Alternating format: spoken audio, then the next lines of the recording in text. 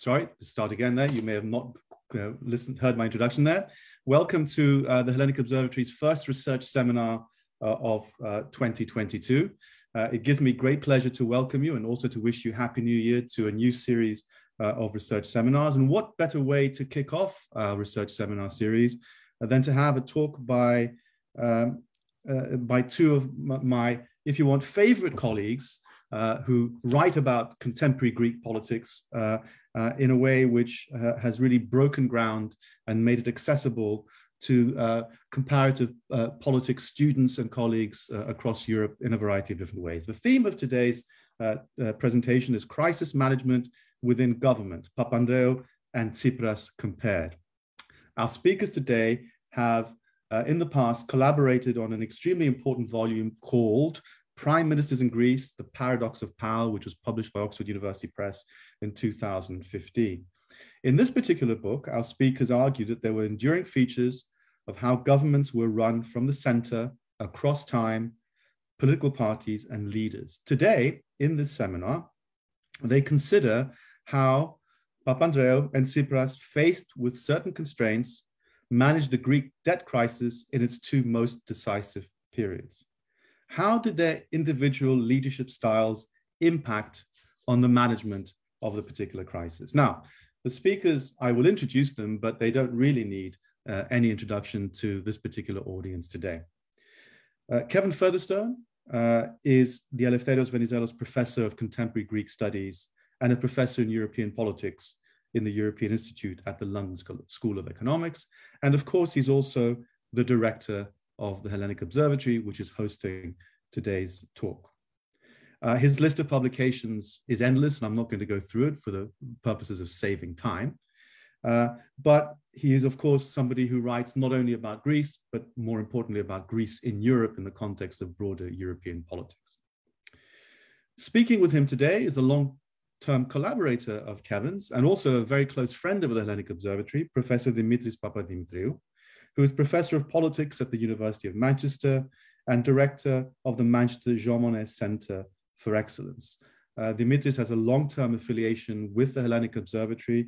He's also held visiting posts at Princeton and Yale and elsewhere. He, like Kevin, of course, has a deep interest in writing about Greek politics and public policy, but he also has published widely in other areas of European politics and political economy, as well as the EU's external relations, and especially in relation to the Western Balkans. So I welcome you both to today's talk, and I'll hand over to you in a second, just after I've made a few little housekeeping announcements. For those of you who want to tweet, today's hashtag is #LSE Greece. The event is being recorded. And once the recording is complete, we hope to make it available as a podcast to be posted on the Hellenic Observatory website for your use at a later stage. Our speakers will be speaking for approximately 30 to 35 minutes, and there will be plenty of time afterwards for discussion and questions and answers. For those of you who are participating via Zoom, please pose your questions through the question and answer function at the bottom of your screen, and I will collect these questions and try and make sense of them in terms of the themes and then put them to the speakers for them to answer. When posing your questions, I think it's very useful for all of us if you could state your name and give us an affiliation so we know what kind of institution you may come from or where you may be located in the stratosphere. For those of you who are watching on Facebook, please add your questions as comments. So that's me done in terms of introducing the topic and introducing our speakers. And without any further ado, let me hand over to Kevin Featherstone and Dimitris Papadimitriou, who will take us through their talk on crisis management within government, Papandreou and Tsipras compared. Dimitri, over to you. Thank you, Spyros. I will actually be sorry, Kevin. starting. No problem, no problem. Thank you very much for the kind introduction, and thank you to the audience for joining us. I look forward to the discussion later. So the question we're focusing on tonight can be starkly put. Do crises centralize decision-making? It's a generic question, but we're applying it, of course, to Greece, which is a good social science perspective on a Greek case study. But this is our first presentation of the research. The research is ongoing, and so we very much look forward to the discussion afterwards, your questions, challenges, comments, whatever. As Spyros has mentioned, in our book, Prime Ministers in Greece, The Paradox of Power, published in 2015, we showed that all governments in Greece, from 1974 until we finished our study in 2009, had experienced a machinery of government problem, undermining their capacity to act. That is, all such governments suffered to a greater or lesser extent from two problems: poor coordination and a lack of control from the center within government. So we said there was a paradox. The constitution of Greece, and indeed popular opinion, often assumes that the prime minister is exceptionally powerful. But in reality, the mechanics of the prime minister and his aides being able to control and coordinate was limited, we argued. Government departments acted as fiefdoms or silos, cut off from the center. The institutional processes weren't there to coordinate better. The prime minister didn't have the resources to penetrate the machine better. Ministers and ministries had other interests. So despite the variations in leadership style, in party and power, in ideology, this structural problem had endured and appeared to be endemic to the Greek system. And as I've indicated, our study finished with the prime ministers up to the year 2009. Well, of course, since 2009, Greece experienced the mother of all crises. So tonight, we're asking the question, what was the impact of the Greek crisis on these particular problems of capacity and coordination within the Greek government? The literature on crisis management across the social sciences often suggests that crises centralize decision-making and can empower the leader in an organization. Crises legitimize emergency action. Emergency politics prompts new thinking, new attitudes, new processes. As my colleague at the LSE, Jonathan White, has written, emergency politics creates a new terrain. People look to the prime minister to tell them what the crisis is, what it means, and what needs to be done. The crisis response of government creates a new network of actors tackling the problem, and they look to the prime minister for authority to act. Normal structures of government may be circumvented. The cabinet structure may be sidelined by a new network of actors tackling the crisis. Crises require firefighting, and the formal structures of consultation, decision-making are difficult to maintain. So, our question then is, did the debt crisis change the inherited format? Did the machine operate differently during the crisis? And was the prime minister made more powerful because of the crisis conditions? Could we have the next slide, please? Yeah. Can you see the slides all right, Kevin? Yeah, I can indeed. Thank you. All right. So, but if we can go to the next slide, please. Sorry. I'm having a bit of trouble sharing my screen. That's the. Can you see it now? No, I think if you point the cursor on slide 3, it may come. I think that I.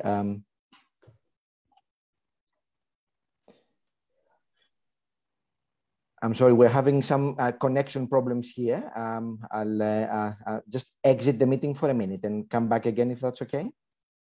Yeah, I'll speak to the next slide. Right, anyway. okay, that's fine. Okay. So what I was about to say was that given our empirical focus, we have a conceptual frame. And this conceptual frame draws on two different literatures. In political science, studies of comparative politics, and more generally, crisis management studies.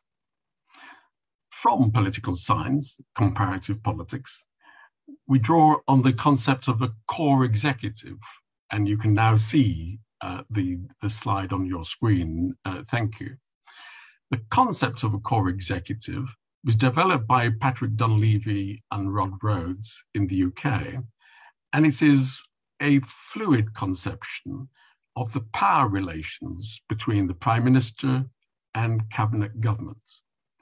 Essentially, it asks, who is determinant in conflicts between different elements of the government machine? And we found in our 2015 book that the Greek core executive, the system of prime ministerial cabinet government, could be defined as being segmentary. That is, it has a fragmented problem-solving capacity. The conditions seemed endemic. And because they seem to be prevalent across all governments we looked at from 1974 to 2009, the study left unanswered a critical question: when and how the system might change. Can these conditions, this fragmented problem-solving capacity, be overcome? The second conceptual literature we want to draw upon is from crisis management across the social sciences. And here we draw upon the concept of a crisis response network. Essentially, this means those actors who are directly involved in the crisis response. It's a concept drawn from crises in different contexts. For example, we might think of an environmental disaster and the deployment of emergency services to tackle it. A crisis response network. It's created ad hoc to respond to the special conditions of a crisis. The network could potentially involve new actors, domestic or foreign. Certainly, the response network may operate on the basis of different kinds of processes. So in this context, the question then becomes, who does the leader authorize? Who does the leader include, seek advice from? Does the Prime Minister, in our case, seek diverse advice, different expert opinion, in order to come to the best strategies? Is there a risk of groupthink? In other words, those around the Prime Minister thinking the same, not thinking outside the box, as it were. There is a risk that groupthink might, in those circumstances, distance the Prime Minister from the rest of the cabinet structure, which could undermine questions of legitimation of the crisis response. So essentially what we're saying is that the operation of the crisis response network, how the crisis response network acts, can be determinant for the power of the Prime Minister in a crisis. Let me pass to Dimitris. Okay, thank you very much, Kevin, and apologies for the technical glitch earlier on. Sophia, if we move on to the next slide, and following Kevin's introduction, let me just come with a spoiler alert here to say that certain things that we are not trying to do, and there are three things we are not trying to do. The first and most obvious is this is not a study about who was the best leader.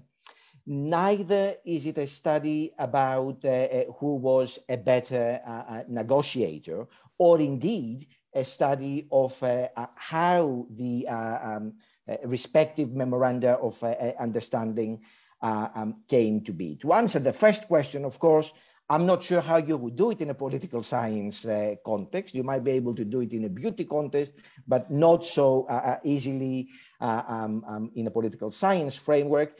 Again, to answer the question, who was the better negotiator, you need also to feature in the discussion the opposite side, the tremendous power asymmetries between the Greek government and its creditor.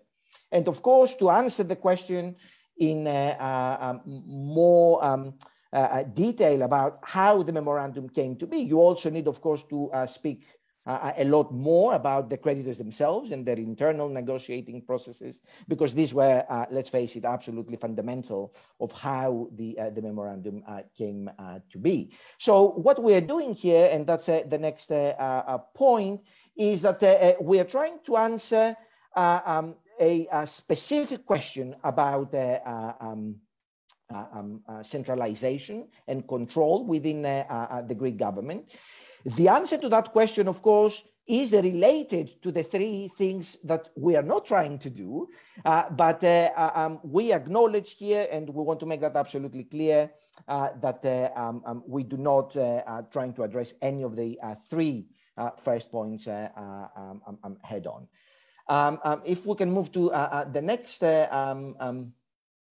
slide, please, and just for me to, and the next one, for me to return in a way to what Kevin said before. What is the premise of our comparison? Well, for the purpose of this article that we are writing right now, we are focusing on the first 6 months of the premiership of George Papandreou and Alexis Tsipras. Now, one may say, why choose the first 6 months? Don't you really compare an incomplete story? Well, yes, in a way we do, but we also find that these first 6 months for the two premierships share a lot of common characteristics. In political science lingo, we have a common independent variable, and that is, of course, that both governments at the beginning of the tenure, new prime ministers, under tremendous internal and external pressure with money running out. What is that we're trying to assess? What is our dependent variable, if you like, is, as I said earlier on, and Kevin has said it already, is the impact of this crisis on the ability of the government to control and coordinate, and particularly the ability of the prime minister to control and coordinate its crisis response network. And we see the crisis as a shock to the system that could potentially produce different outcomes. One would be that the crisis transforms in some way the Greek core executive. It transforms the way in which the government does business. A second scenario is that it doesn't really affect it that much. It's the inertia, if you like, outcome, that it doesn't push it one way or another. Or indeed, a third scenario is that the crisis actually fragments the already segmented nature of the Greek core executive even further. If we can move to the next point, I think that in order to answer this question in a systematic way, and we do that in the paper, and we'll come back to this in our conclusion, hopefully, is that we look at these two episodes, if you like, under Papandreou and Tsipras, focusing in particular on three key axes. One is the prime minister himself, and particularly the way in which they have interpreted the crisis they were facing. In many ways, different leaders can produce different interpretation of a crisis that would, to the outsider, appear to be similar, but also in the way in which that they apply themselves. And that's something that we talked a lot in our 2015 book, looking at premierships before the crisis, that of course, different prime ministers interpret the job differently, and therefore their task engagement with the job differs quite substantially. What we are also looking at the paper is, of course, the ability and if you like, the competence perhaps of the prime minister to steer the crisis response network, give it a sense of direction, challenge it to produce a strategy, and sort of apply the prime minister's thinking on the ground and vis-a-vis the creditors, of course. And thirdly, and we feel quite importantly, we are also looking at the extent to which the crisis response network has been legitimized by the cabinet, because of course, Greece mercifully is still a democracy. The prime minister cannot do, does not have a carte blanche to apply himself in any way that it wishes. There are constraints within the government. So the crisis response network, even if the prime minister is fully behind it, faces constraints within the cabinet. And that, of course, affects its ability to instigate change. A final point here, which relates to data collection.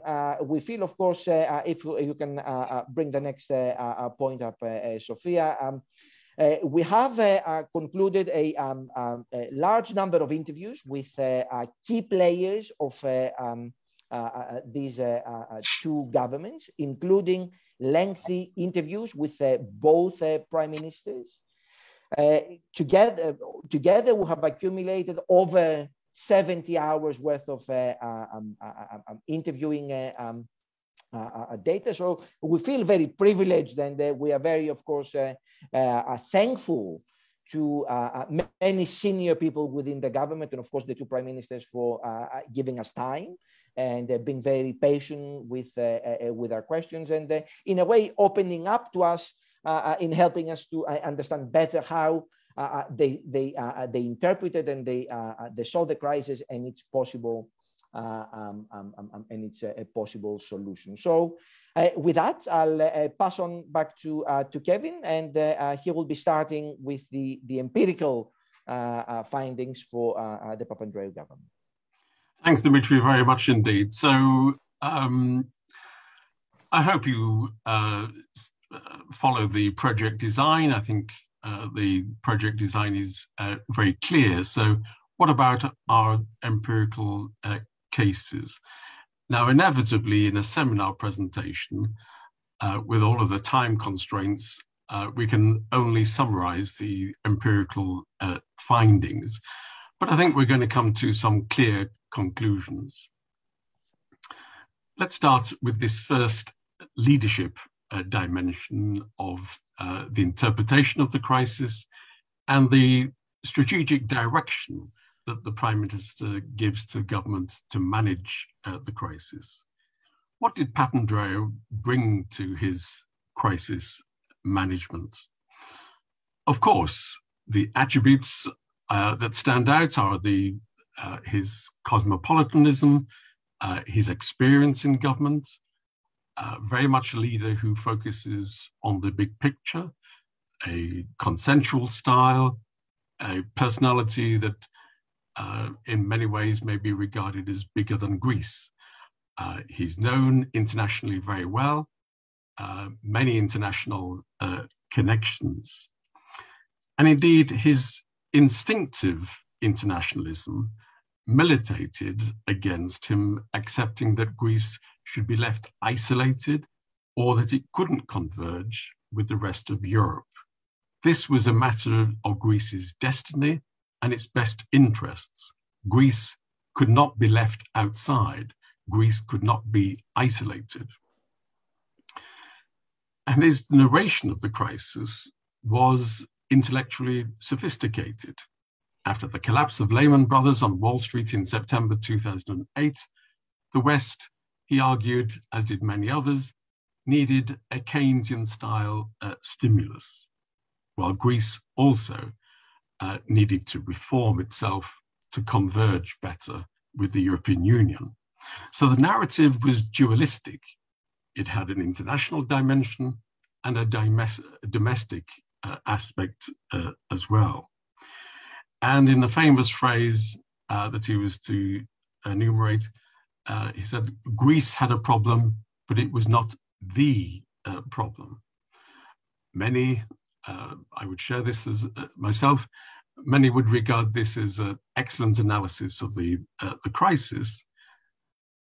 But nevertheless, with this narration of the crisis, Papandreou was actually going to lose the battle of narratives with his EU partners. Instead, the European Union partners, of course, wanted to shift the blame to Greece alone. Berlin, as others have argued, wanted something close to biblical redemption. It was not a system problem, it was a failure in Athens. And domestically, Papandreou faced a backlash in these narratives. In the election campaign, he'd famously commented that there is money available for the government to act. In fairness to Papandreou, in the same context of that particular comment, he'd argued that the money would become available as a result of domestic reform.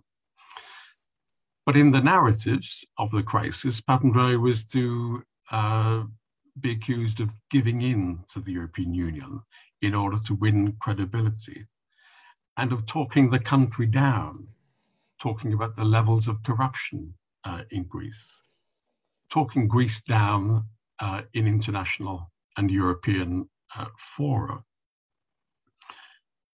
And in terms of his narration of the crisis, there was also some uncertainty, perhaps in how Papandreou defined or saw the crisis. Was it a matter of an immediate liquidity problem, or was it a problem of debt? His interpretation seemed somewhat inconsistent over those first 6 months.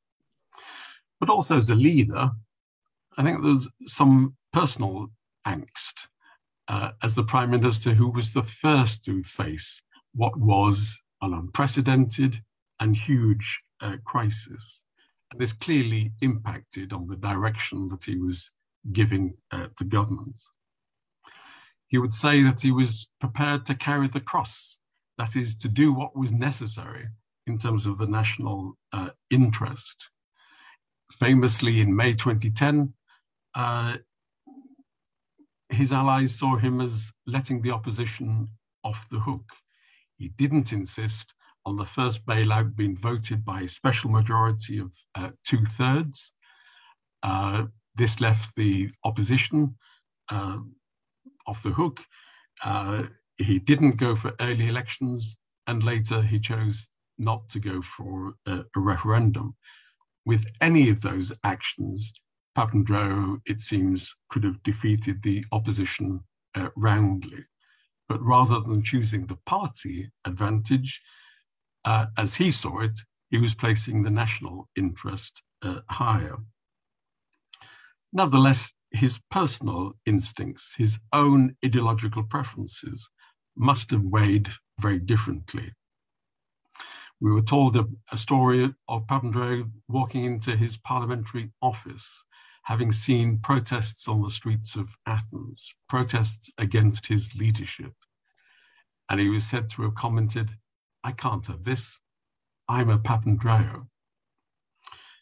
So clearly there was personal angst in how he saw the crisis. But let me pass to Dimitris for the next part.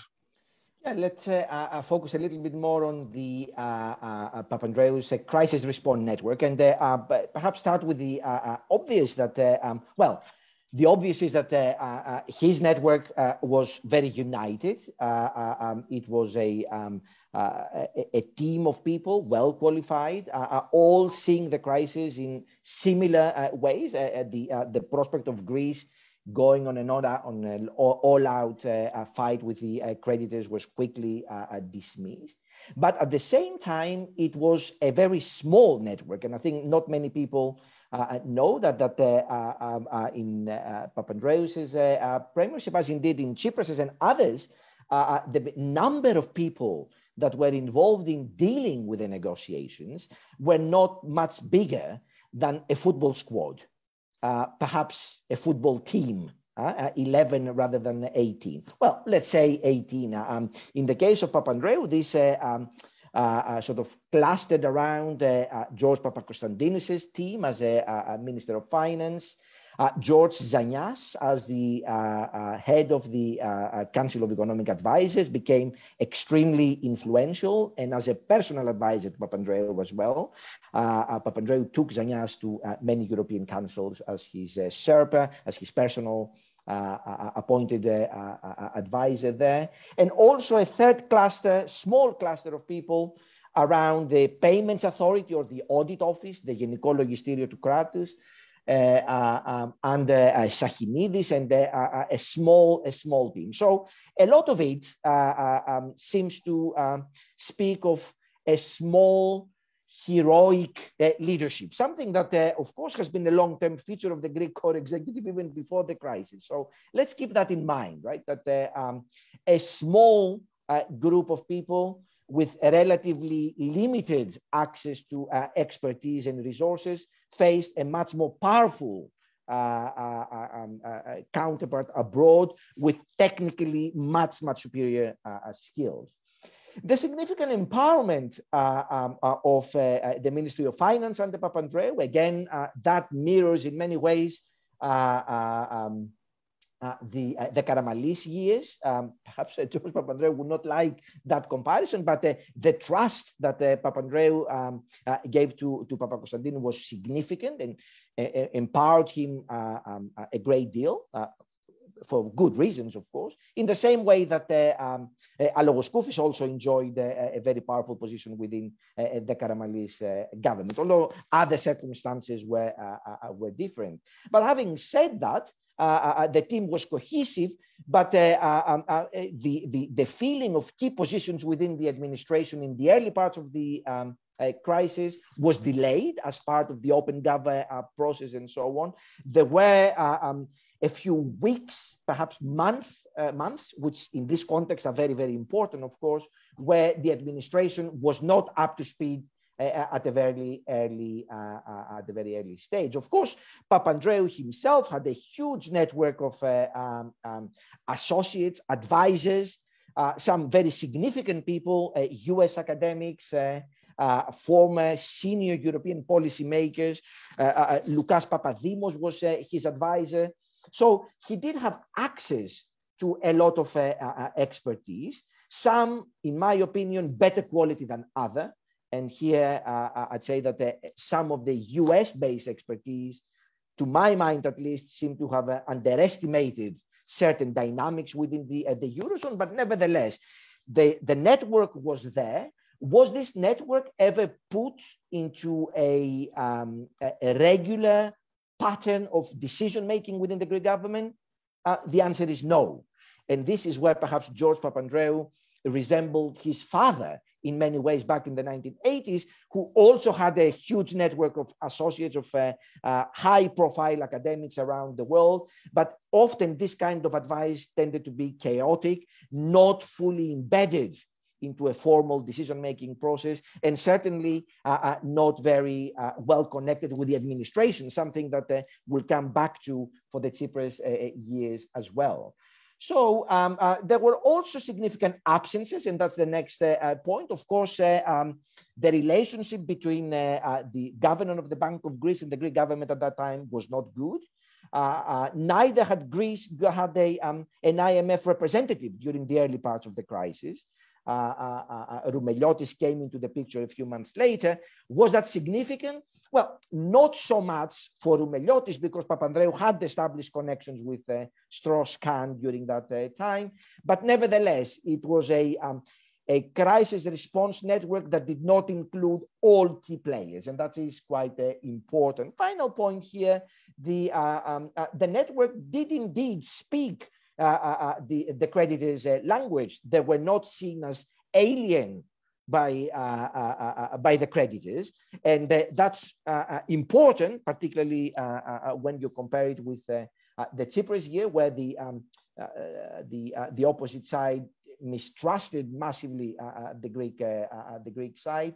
But nevertheless, it is important to remember that at no point during this early part of the crisis, the Greek government developed its own blueprint and its own clear strategy of how it saw Greece coming out of the crisis. And that was significant because it led a lot of, it left a lot of initiative on the creditors to determine both the problem and the solution to that problem. And both of these things were slightly problematic. And next slide, talking about the legitimation of the crisis response network by the Greek government within the Greek cabinet. I think it's important to say that Papandreou's cabinet as a whole was not so fractious, at least not during these first 6 months of his premiership. Did they give the crisis response network? Did they give Papakonstantinou, who in many ways led that network, all of their support? The answer is no. They didn't fully buy into the process. They were reluctant. They were not fully committed, but neither did they openly undermine it, at least not publicly. It is also worth noting here that the first memorandum was approved unanimously by the Greek cabinet, and PASOK's parliamentary party back then held quite well. There were only 3 defections in this first 6 months. So not a huge crisis, certainly not the kind of crisis that we saw subsequently in late 2010 and early to mid 2011. Papandreou himself mobilized his ministerial council, the Υπουργικό Συμβούλιο. I think that he was inclusive in that sense. He also held a lot of informal meetings with key ministers, but there was always a problem there, wasn't there? That the finance minister was a newcomer. He had, in many ways, for many PASOK heavyweights, sort of jumped the queue. That was not very well received, and his support within the cabinet was never that important. Final point when it comes to the cabinet is that the buy-in and certainly the coordination of the Greek government during these first 6 months was in many ways damaged by time pressure. A lot of that had to be done very quickly. It was not pretty. You might recall certain senior ministers within the government saying that they didn't have time to read it, that they didn't have time to think about alternatives and so on. That was important, not so much for the first 6 months, because as I said earlier on, there was no mortal challenge to Papandreou's authority during that time, but it became a very degenerating feature during the implementation phase of the of the first memorandum that eventually cost George Papandreou his job, and ultimately cost George Papakonstantinou his job, and ultimately cost George Papandreou's job too. So over to Kevin. Thanks indeed. So let's make a quick switch here to the second of the case studies. Of course, the leadership attributes of Alexis Tsipras were very different from those of George Papandreou. So what did Alexis Tsipras bring to crisis management? Well, of course, the public narrative was very stark and clear. The task of government was a matter of resistance, and this appeal had enabled Syriza to mop up much of the electoral support, or some of the electoral support, from the mainstream parties in previous years. The appeal was the end of the bailouts, the end of the pneumonia. Famously in January 2015 on TV, Alexis Tsipras had said, they will back down. Believe me, they will back down, referring to Greece's creditors and EU partners.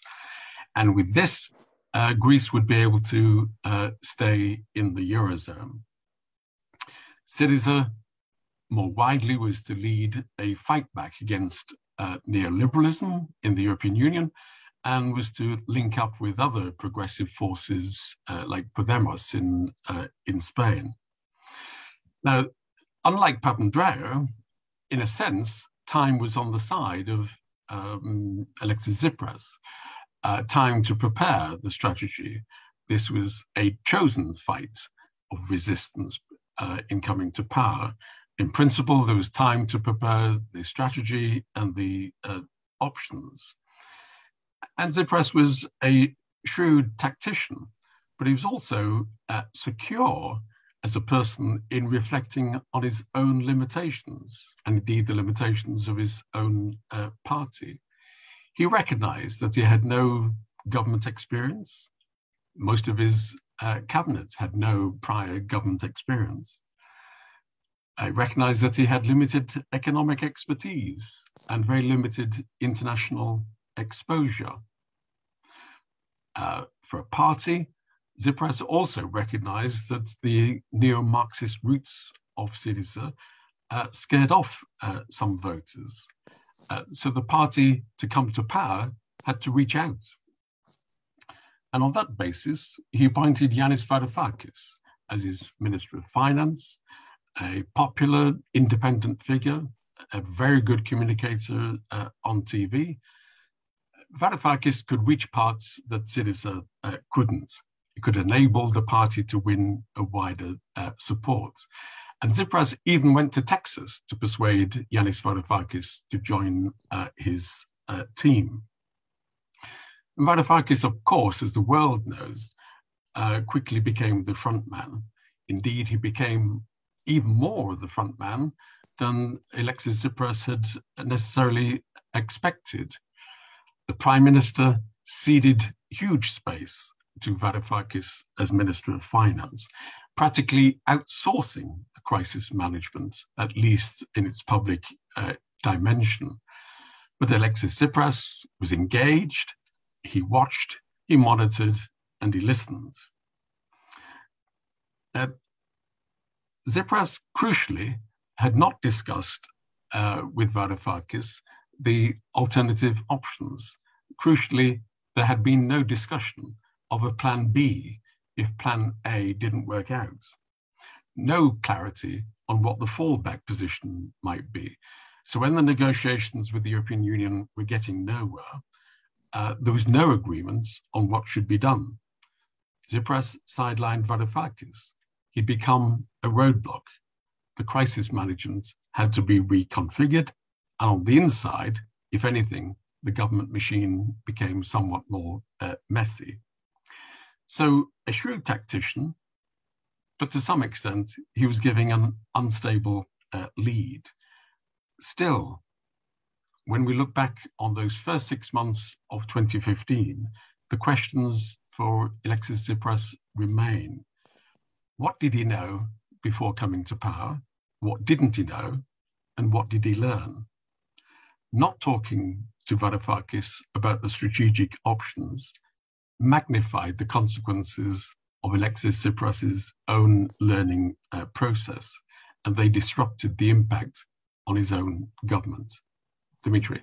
Yeah, let's focus a little bit more on the crisis network of Alexis Tsipras. Again, there are similarities here in the sense that both Tsipras and George Papandreou relied on a relatively or quite small response network. But unlike Papandreou, Tsipras's response network was very fragmented from the beginning, partly because of the way it was put together. We don't have time to go into a lot of detail here, but Tsipras himself has later acknowledged that the way it was put together was problematic.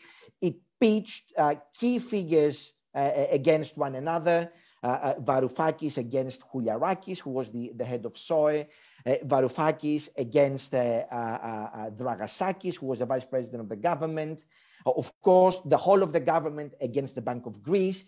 The so-called economists team that was very much publicized in the run-up to Tsipras coming to power within Syriza, by the time Syriza was in Maximou, had already fractured. So the crisis network was very fragmented from the very beginning.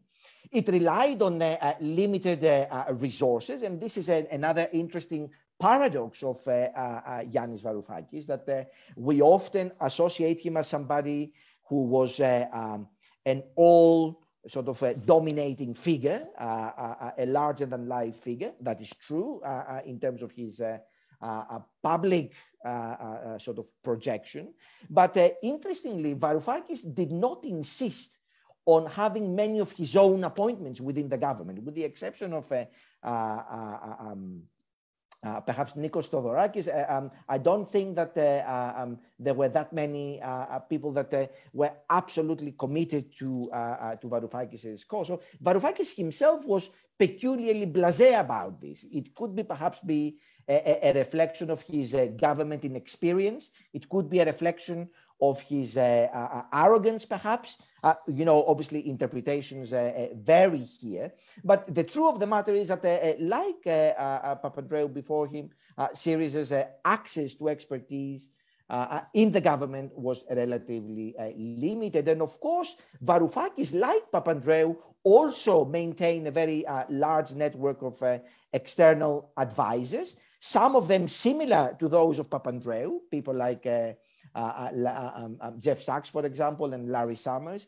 But again, the same problem. This was advice that was given ad hoc. It was never part of an overall strategy, never fully connected to the administration. And of course, the direction of the crisis response network, as Kevin already mentioned, was always compromised by the fact that Tsipras remained ambiguous about where he wanted Greece to go. That's the final point of this slide. Without having a very clear sense of direction, of course, the crisis response network could not respond in a coherent fashion. So finally, on Tsipras's cabinet, that's the next slide.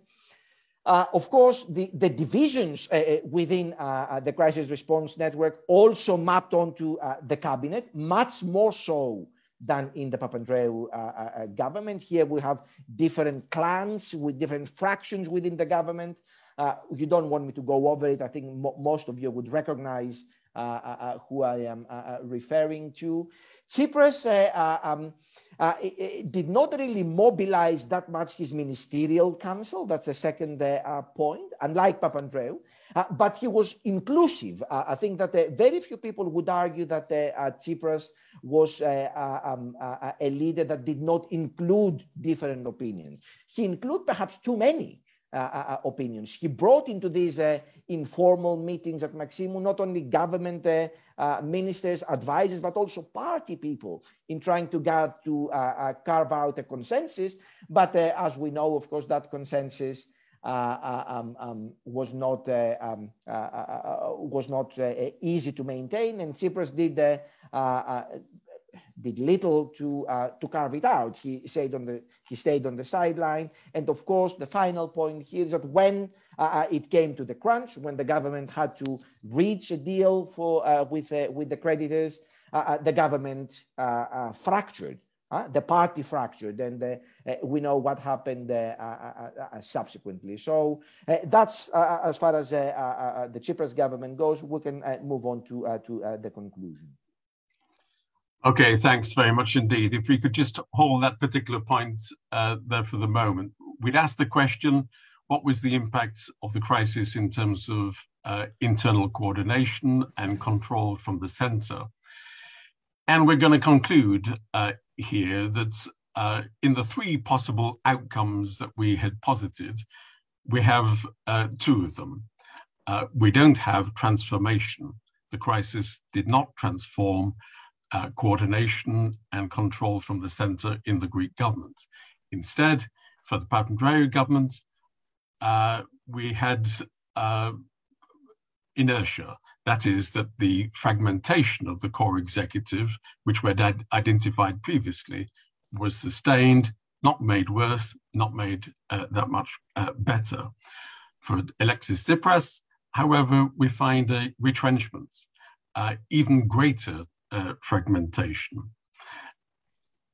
Clearly, in both cases, agency mattered for how the crisis was managed within the core executive. The leader narratives, the leader choices, the strategies, all counted. The decisions of the leader had consequences. All of this suggests that with different choices, centralization and coordination might have been more effective. But it's not clear from our two cases what might be the limits to centralization, the structural impediments. Greece isn't starting with a tabula rasa here. Leaders may be able to restructure, but how far they can overcome the problem is still to be determined. Across our two cases, we don't have a case of successful centralization or greater coordination. Dimitri. Just to labor this point a little bit more, that the next bullet point here, I think the critical in all of this is how the crisis response network was operationalized, right? And the extent to which it could serve as a conduit for change. We find that its legitimation within the government was limited. The steer by the prime ministers in both cases to the crisis response network was not clear, either big picture and lack of clarity, like in the case of Tsipras. In the case of Papandreou, again, the crisis response network never really became embedded within the government. And that connection between outside expertise, government, prime ministerial, if you like, backing of a small group of people to deliver, if it's not well embedded in the administration, it never works. It either produces grand ideas that fail, or it produces tremendous opposition within the cabinet, in which case it also fails. Next point. Okay, so what are the implications here in terms of the implementation of the memoranda under crisis conditions? A repeat, of course, that we've been looking at the first 6 months of the two governments, and clearly the politics of implementation differed in both cases. If we had extended the time perspective, we would have had somewhat of a different story. With the Papandreou government, it became more divided, some ministers not delivering. For Alexis Tsipras, we had a government that increasingly became transfixed by implementation. So the story may have changed somewhat with a longer time perspective.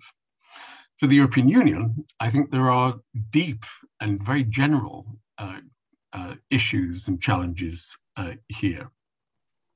And they go beyond the Greek case. Of course, in the Greek case, the problems of coordination and lack of central control inhibited the capacity to deliver policies, inhibited the delivery of the conditions enumerated in the pneumonia. And indeed, in the second bailout memorandum, these issues were taken up. Greece was required to give more attention to coordinating its policy implementation under the memorandum. But the questions go much wider than Greece. In a European Union of 27 very heterogeneous member states, there's a system problem here in terms of choice, accountability, and legitimacy. How can the European Union intercede into domestic political systems using conditionality, in this case, bailouts, and resolve these questions of who chooses, who decides, and is it legitimate? More recently, of course, the so-called European Recovery and Resilience Fund has moved the story on, but it's moved the story on on the basis of very light conditionality. And it's not clear in the medium term whether somehow the European Union system has learned from the cases that we're looking at, that if in some future Eurozone crisis, the EU would necessarily act differently. So there are very important system challenges here for how the European Union can support, intercede in domestic political systems, and resolve these questions of accountability and legitimacy. Dimitris, for the last point. Yeah, there are also, of course, important questions for Greece as well. The big question here is that, me and Kevin have been banging on about this for more than a decade now. Does Greece need a more centralized government machine? And what does that tell us about today and about some of the controversies that the current government of Kyriakos Mitsotakis is facing, about the size of the Prime Minister secretariats and so on? The answer is that, yes, it does need a stronger centralization. Does it need a lot more political appointees to deliver it? I am not so sure. I think that the answer surely has to be that Greece needs an elite civil service corps at the heart of government to be able to respond to public policy making challenges. And I bring in the question that I've seen by George, the first question in our Q&A, that do we need a crisis management ministry? No, I don't think we do need a crisis management ministry, but what we do need is enough capacity at the heart of government to be able to deal with emergencies, because the different emergencies we never know in advance. Some of them are of economic nature. More recently, we've seen different types, of course. So the challenge, in a way, even after 10 years of memoranda, still remains. How can we improve the policy delivery and the policy articulation of the Greek government? And here, I think that the jury is still out. Thank you.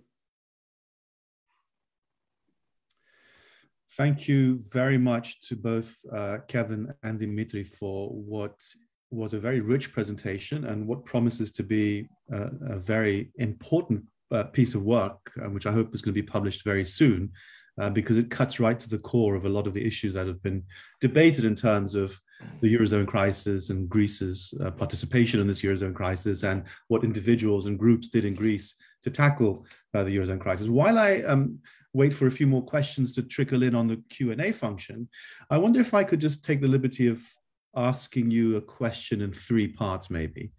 You started off, and your article, in a sense, starts off by locating yourselves in the comparative politics literature and talking about crisis management within this comparative politics literature. Now, my own, if you want, academic and intellectual background is from international relations, where there is a literature on crisis management, but it deals, of course, with external crises. My first question to you is, does the nature of this particular crisis, which is a hybrid crisis, that is, on the one hand, it's an international crisis of the Eurozone, but at the same time, it's a domestic crisis, skew the nature of the debate in any way? Is the comparative politics literature appropriate to deal with this kind of hybrid crisis? So that's my first question. This is also reflected in what you said about George Papandreou, who said that Greece has a problem, but it's not the problem. This sums it up pretty well in terms of looking at the sort of hybrid nature of the crisis and whether the comparative politics literature on crisis management actually captures the nature of this crisis. The second point is also related in a sense, and my understanding of crisis management from an international relations foreign policy perspective, and especially rooted in the literature, the Cuban Missile Crisis, etc., where it originates, is that bureaucracies matter, institutions matter, structures of decision-making matter. Groupthink is the result of an interplay of institutional and bureaucratic interests and not just individuals. There's a bounded rationality which is to do with what we know, which is filtered through certain mechanisms. And yet what you've presented with us today, which is fascinating, is to do with individuals. It's to do with Papandreou and Varoufakis. It's to do with a loose constellation of personal advisors surrounding prime ministers. It's to do with perhaps the cabinet, but it's very little to do with other institutions and bureaucracies. And I'd like you to say a bit more about that. I mean, my understanding of it is because they don't exist necessarily, but I don't think you can ignore it completely in your analysis, and it may be worth considering this aspect of it. And the third point I'd like to raise in conjunction with this is, where is the ideology here? Of course, you presented your work in a very short period of time, and I'm sure that the end product will be much more steeped in the idea of an ideology. Here, the only ideology I sensed was this commitment of Tsipras to the left, and the left mustn't fail. This almost self-referential concern of the left that it has to be presented in certain ways and it has to succeed in certain ways. But is there ideology here? Is there ideology in the response of PASOK and Papandreou? Is there ideology involved in this crisis, this crisis response network, and how does it figure? I'm sorry that I've taken up so much of the audience's time, but I just felt that I needed to get these questions off my chest and ask you to engage in them. Great. Dimitri, if I go for the first one? Yeah, that's fine. And then we alternate or whatever. Thanks, Spyros. These are very helpful comments indeed. And as you say, the crisis is exceptional because it's international. What does that mean? It means that there's perhaps a greater sense of confrontation. There's a them and there's an us. And there's the potential there for that external pressure acting to bring actors together. That is, victimhood can create a greater sense of unity. So in some respects, the external nature of the crisis, the European nature of the crisis, might have been expected to make integration, coordination, a stronger leadership at home more likely as people bought in. So I think the fact that we're finding that is not the case is actually in many ways much more telling. Let me stop so that I don't hog, and Dimitri, you respond to the second one. Yeah, just a very, I think the question of groupthink, I really like that. You said that often groupthink is produced by institutions and bureaucracies, which you are absolutely right. But here we have a case, that is Greece, which does not have a bureaucracy at the heart of government.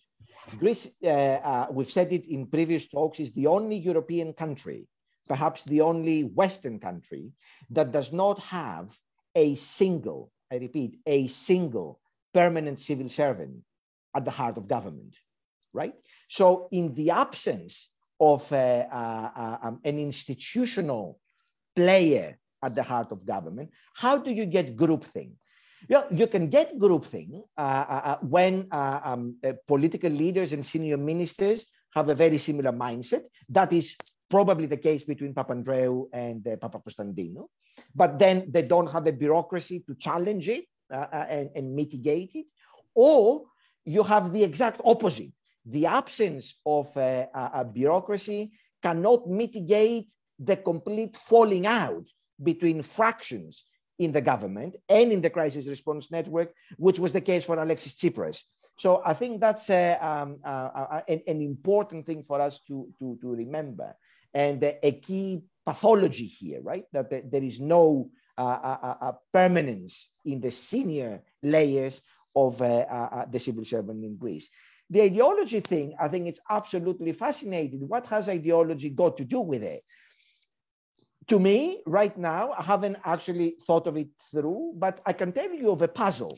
I can tell you that in our sort of fieldwork, many Syriza, senior Syriza people would remind us, and they were right to do so, by the way, that look, we were the only party to conclude a memorandum.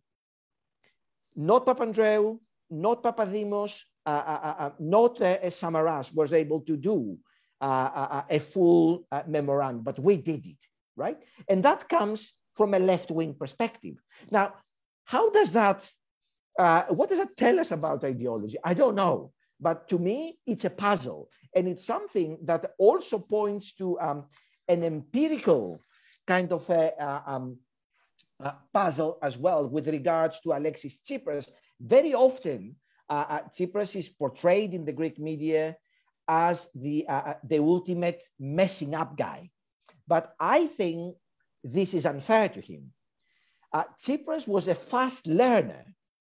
And for a person with zero government experience, following 6 months of mess, to then come back and complete a whole program, well, I don't know that's necessarily a badge of honor, but it's certainly an empirical puzzle worth investigating.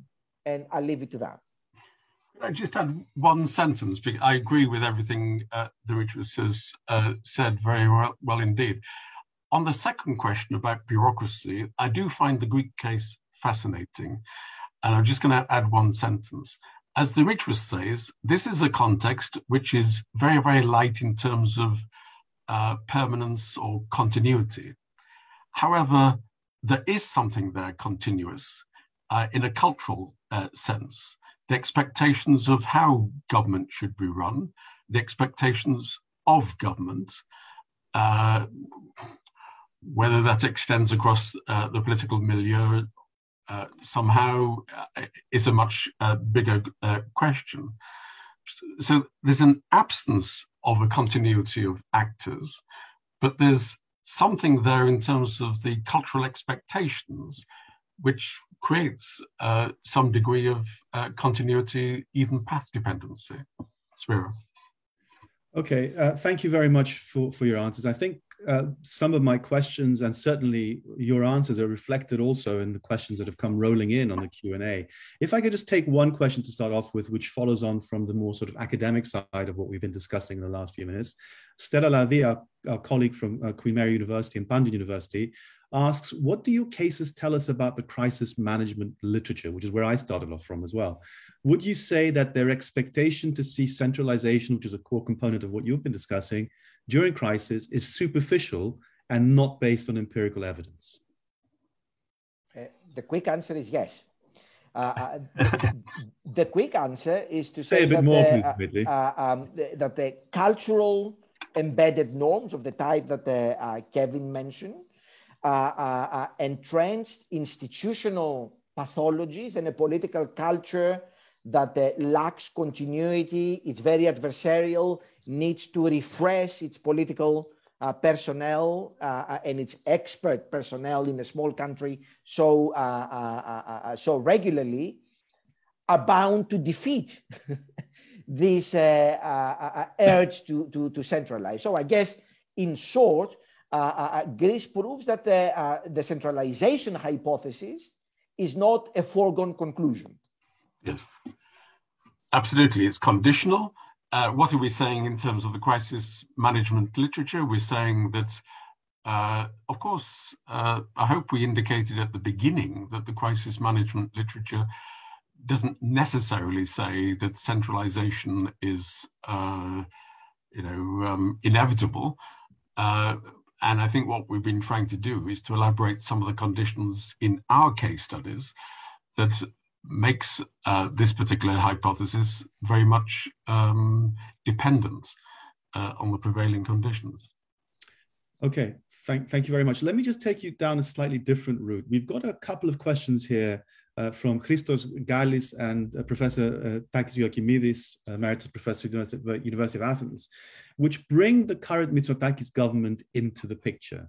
So Takis Ioakimidis asks, on the basis of your research into the structure and function of the Greek government, can you comment a bit on the epitelikon kratos of Kyriakos Mitsotakis, which is reflected in Christos Gallis' question about, should there be more management? Should there be more technocracy and less politics, less ideology?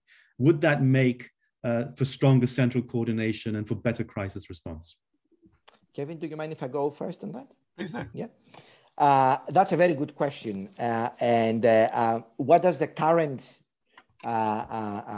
government policy delivery record tell us about all of this? I think that it's fair to say that Mitsotakis was one of the few political leaders who saw this problem of centralization early on. He very quickly after he became prime minister had all of the structures set out. I think in that sense, he was able to grasp the problem early on.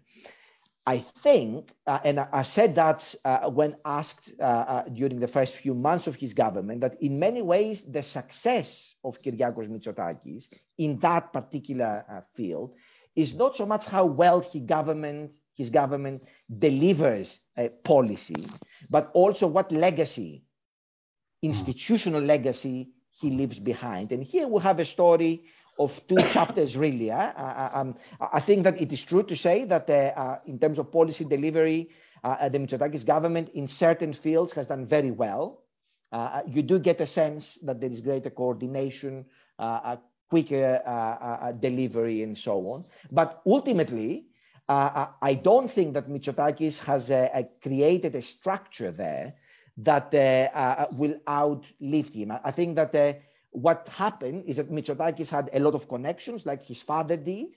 He was able to mobilize a very large number of very good people to serve his government. That's great. The government benefits from that.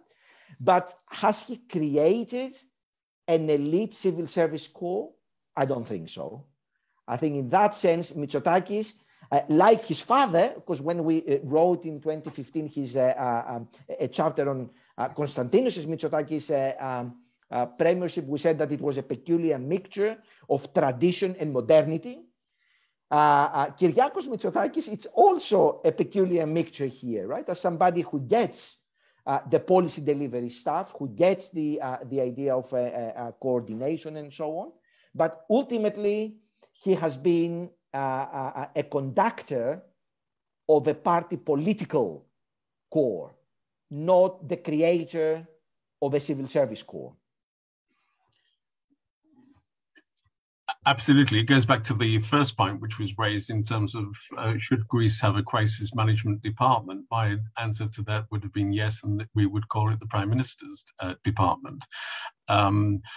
But the problem, as Dimitris has said far better than I, is permanence as opposed to political appointees.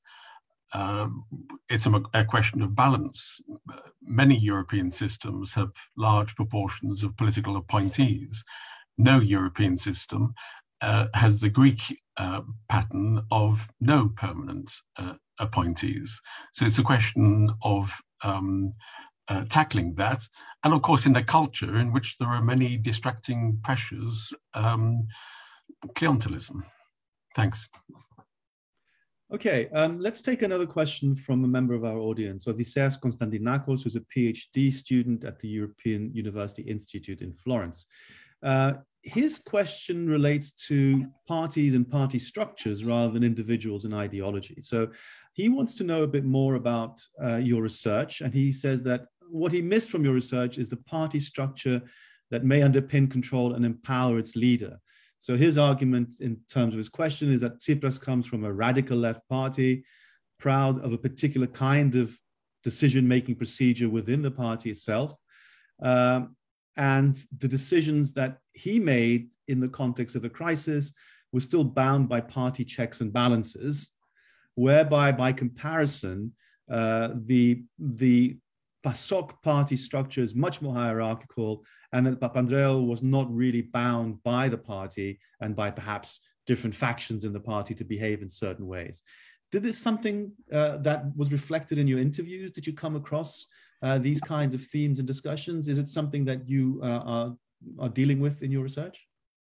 Dimitris, do you mind if I go first and then please come in? It's a very good point. Parties do matter, and I think I accept what you said in terms of the question as premise. We have two conflicting, contrasting party cultures. A Syriza party culture, which was born of collective decision-making, consensus, inclusivity, etc. Not a culture which is easily supportive of a strong prime ministerial lead.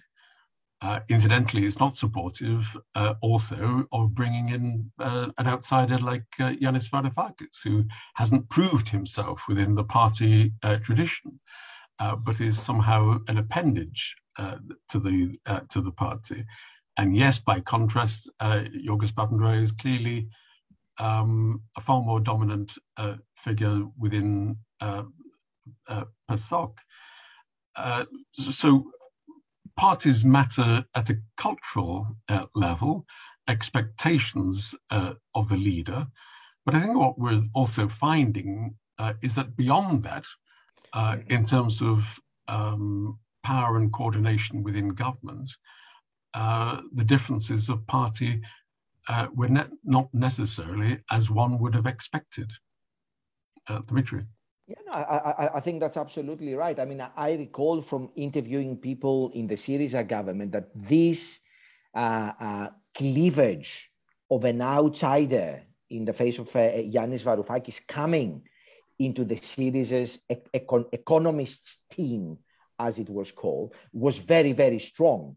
That people saw Varoufakis being catapulted into the very top job from Alexis Tsipras did cause a lot of resentment, which was partly related to Varoufakis' own personal style, but it was not only about that. Because as I said earlier on, Varoufakis was a very expansive player within the government, but he was also very modest in his ambition to populate government posts. So it is, I think it's a very good question. Party culture does matter, and the outside influence, particularly for Syriza, is an important point. On that, if you don't mind, Spyros, can I just pick up on a question by Alexandros Zachariadis? Please do.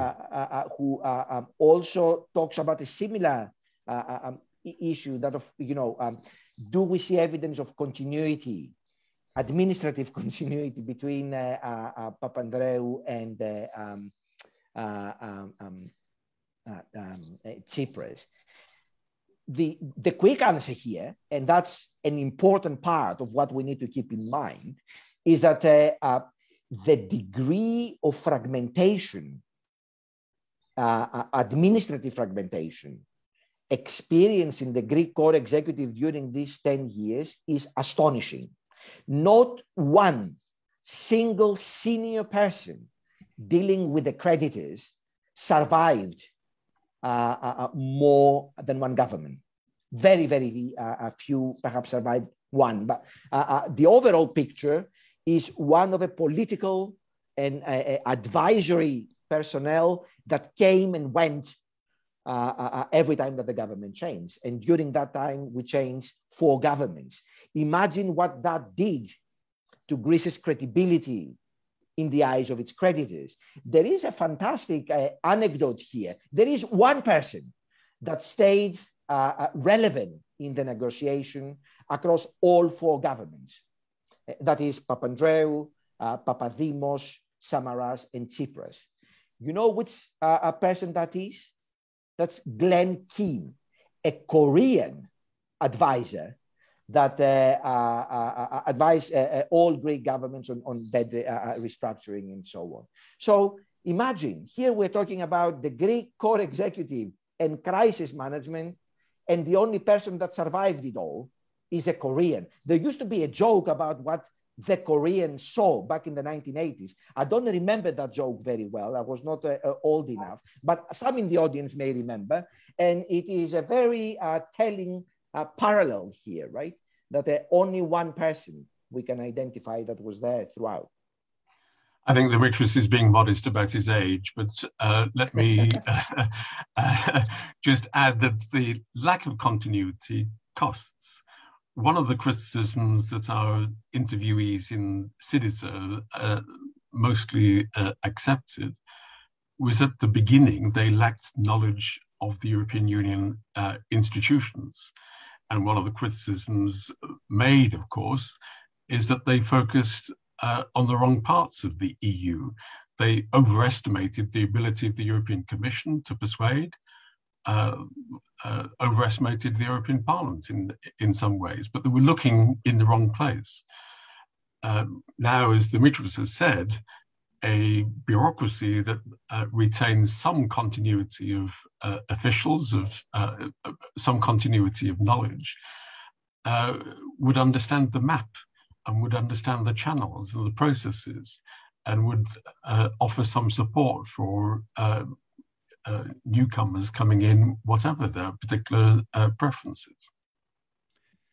Thank you very much. We have a number of questions here, both from our Facebook audience and our Zoom audience, which touch on the last point that you were making, Kevin, in terms of continuity. You don't necessarily have to answer these if you don't want to right now, but I just want to post them because they're relevant to what you've just been talking about. Yeah. Philippos Papasavas says, why do you think Greece has not developed an elite permanent civil service while other countries in Europe have?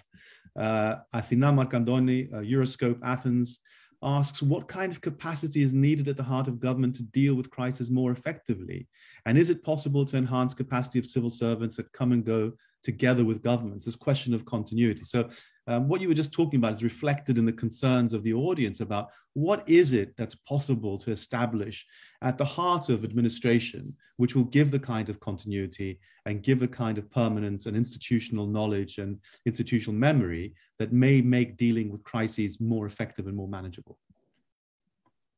I think it's Dimitris' turn to go first. I'm happy to. Yeah, no, that's fine. I think in many ways we'll have answer that kind of question in the title of our last book, which was Greek Prime Ministers, The Paradox of Power. A significant part of Greece's political culture is to see institutional constraints as something that makes policy making dysfunctional and problematic.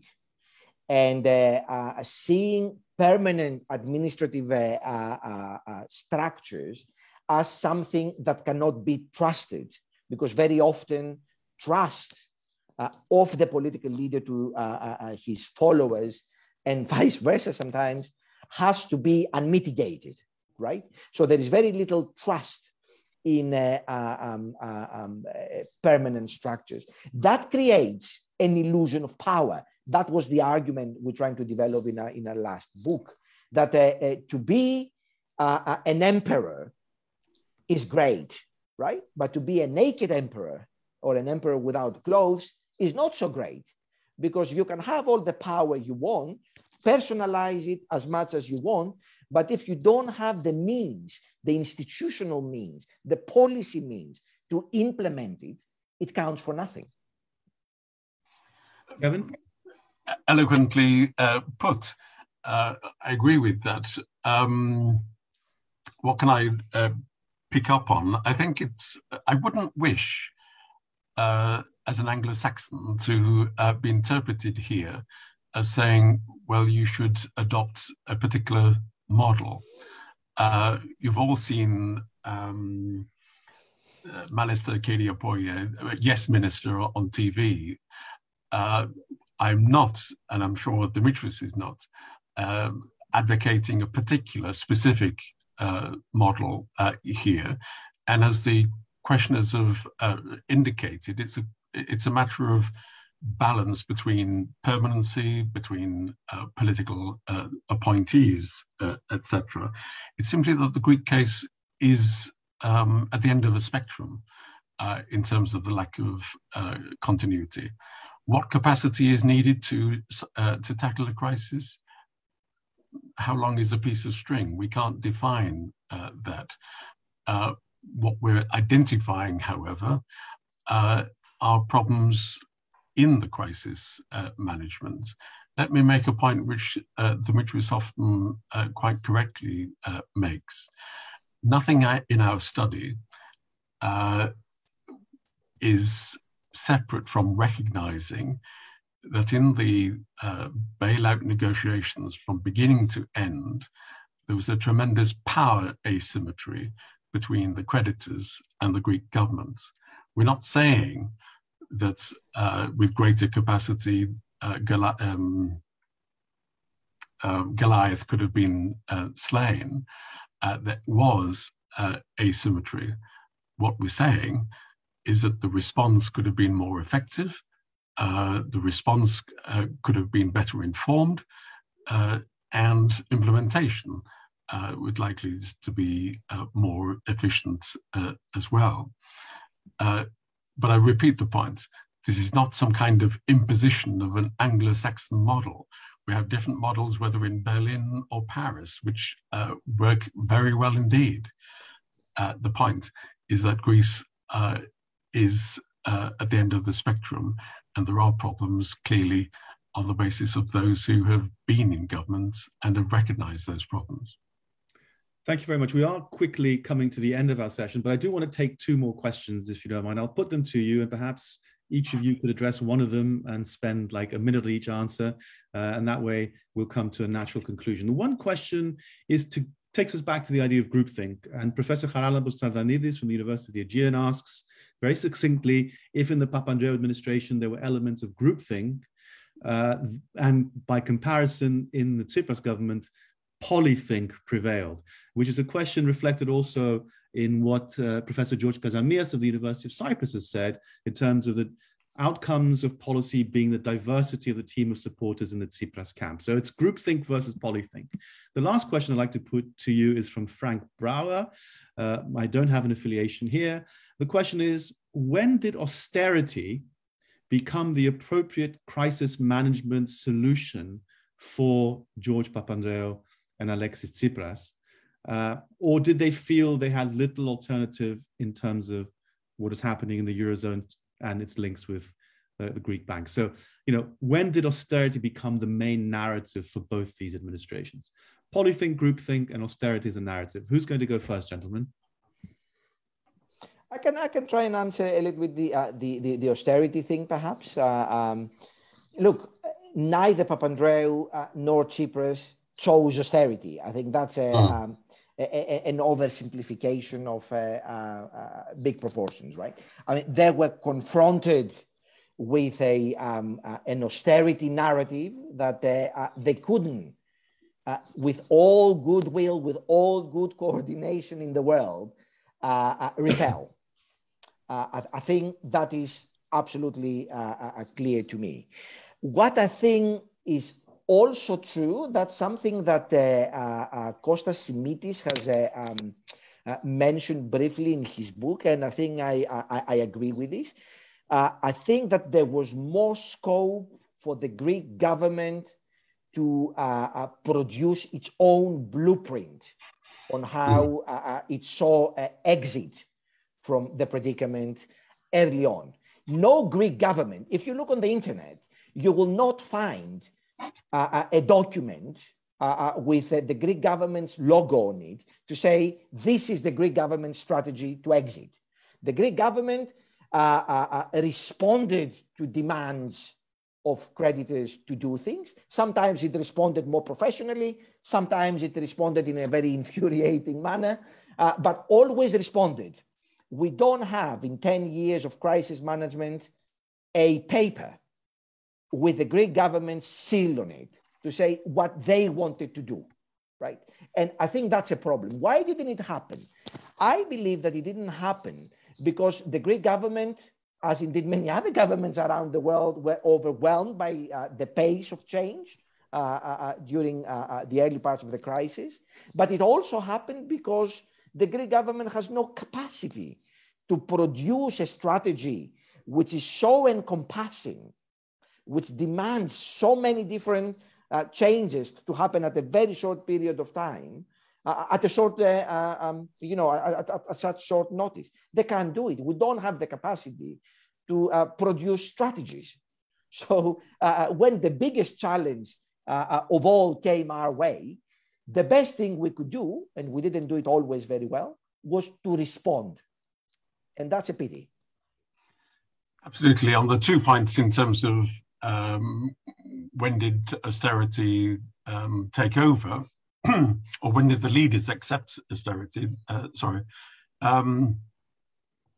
It's clearly the battle of narratives and Greece losing that particular battle.